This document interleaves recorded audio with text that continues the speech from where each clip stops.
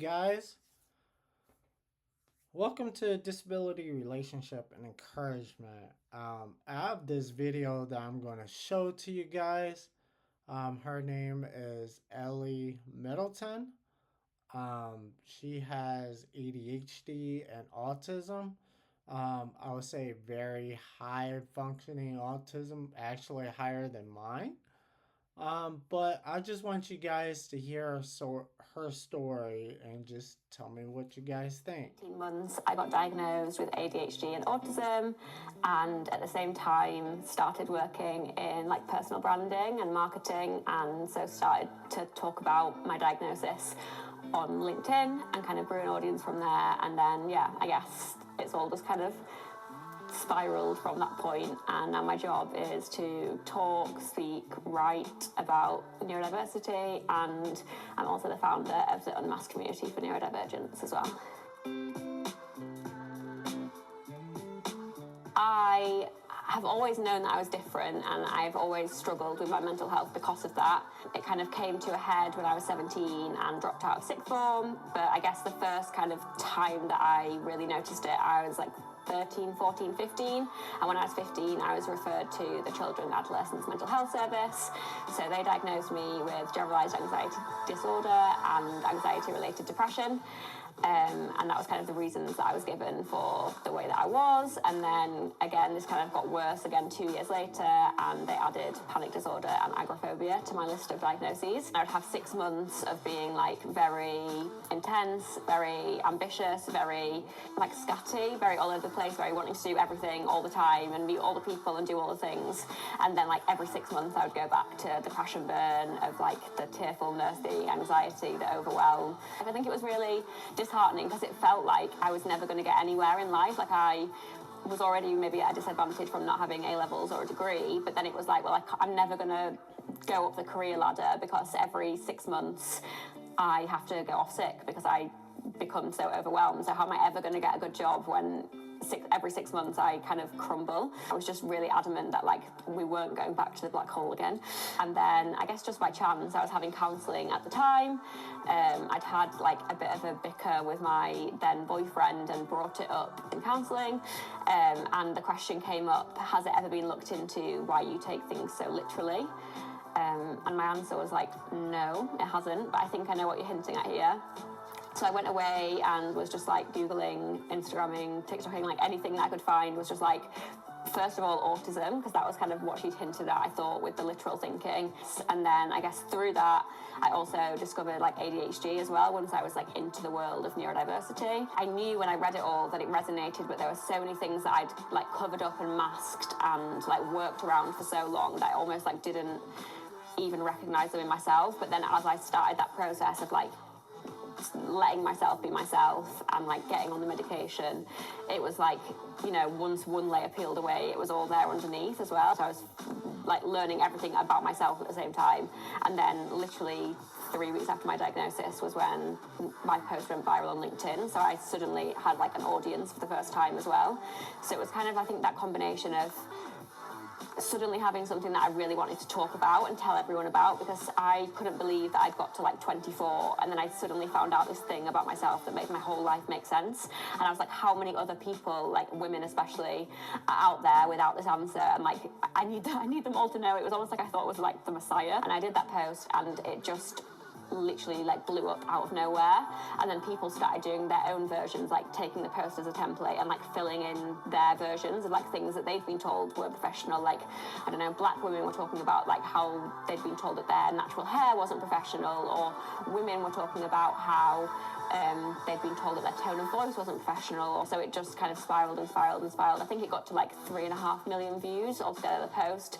And that, yeah, was, I guess, the start of me having an audience of people to talk to. Like, as soon as you start posting something because you feel like you should, or because everybody else is posting about it, like, people can see right through that. Like, always the posts that perform best for me and that I'm happiest with myself are the ones where it's like, I really want to talk about this thing, I really want to share this thing, this is my own creativity.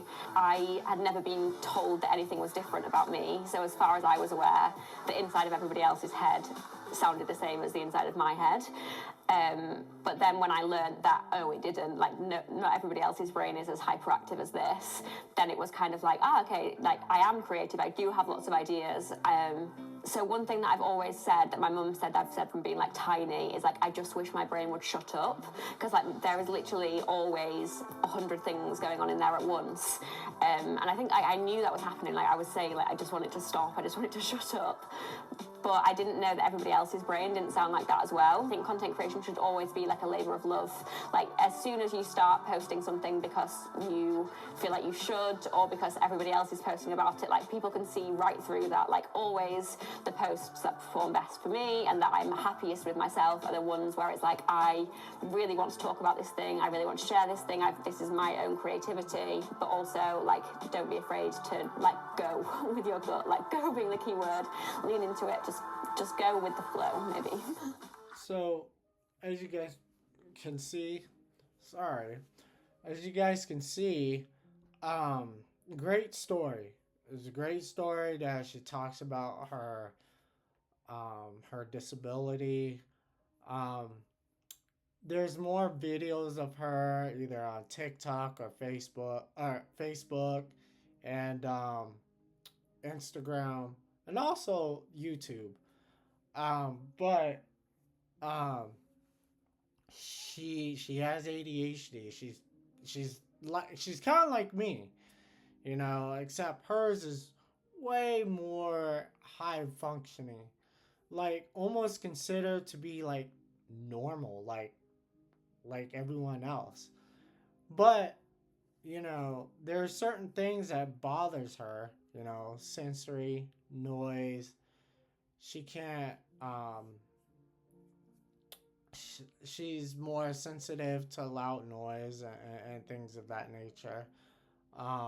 She's There's just certain things that I don't know, irritates her, bothers her, things of that nature. I know for me, I'm getting to a point where some of the noises, like at work or out on the freeway and things like that, it's um, it's starting to hurt my ears. So I know I have to wear like more likely I have to wear special what is it? I would say special glass, not glasses. Sorry, like earmuffs, um, things of yeah, things of that nature. So I'm going to tell you guys about what is autism. Um, I'm going to explain to you guys a lot better. Um, it's just a short definition, not very loud, but here it is: autism spectrum disorder, or ASD. Um, it is a neurological and developmental condition that affects how people interact with others, learn, communicate, and behaves. People with ASD may have different abilities and their symptoms. It can vary widely in range and severity. Some common symptoms include difficulty communicating and interacting with others. I sometimes do that. I struggle with communicating with others. I'm getting better, I'm improving, but I still struggle with it. But hey, at least I'm trying. You know, um, restrict. Next one is restricted interest, a repetitive behavior such as rocking, spinning, or hand flipping. Um, for me, if like and usually that happens when you're upset and things like that. So when I'm upset, I have Tourette's. So like I always make these weird faces. Sometimes I do this, just doing this and going back and forth. It helps with my coping mechanism. Uh, that's what it does. It just helps me with it sometimes. And I know some people will think that's weird, but that's how we cope. Um, the other one, difficulty understanding how others think or feel. I struggle with that. That's my biggest weakness is I don't understand very well how others think or how others feel. Um I do understand something like when they're sad or upset about something, you know, I let them talk and I always tell them, "Hey, I understand what you're going through, want to talk, talk to me, just tell me everything, what's going on." The one thing I do struggle on though is like how to respond. And so I don't know how to respond in that situation. You know, it's like, I mean, I'm not saying I'm dumb or anything, but I am saying like it's really difficult for us to have empathy towards other people. That's, what I'm trying to say. Um, Let me see. The other ones, finding bright lights or loud noises overwhelming, stress, stressful or uncomfortable. Getting anxious or upset about unfamiliar situation and social events. I sometimes do that. Taking longer to understand information. That's huge for me. I do take a very long time to try to figure out and understand what's going on. And then, of course, preference for routines and schedules. Um, this is how very important to me dealing with routines and schedules. Um, because I have, autism as well. So I always like it when um I always like it when I how to say this, when everything is like in order, like one list after another, and I like to keep this the same routine. And every time like someone tries to get me off the routine, or like let's say for example, and my dad does this sometimes. He doesn't do it all the time, but just sometimes he does this of what, I plan into my routine, and it throws me off. Um, I used to be upset about things. I used to be upset. Used to, throw, like, make a fit. However, I've gotten a lot better. Um, Handling change at the last second, because I can't stand change, you know, a day ahead of time or something like that.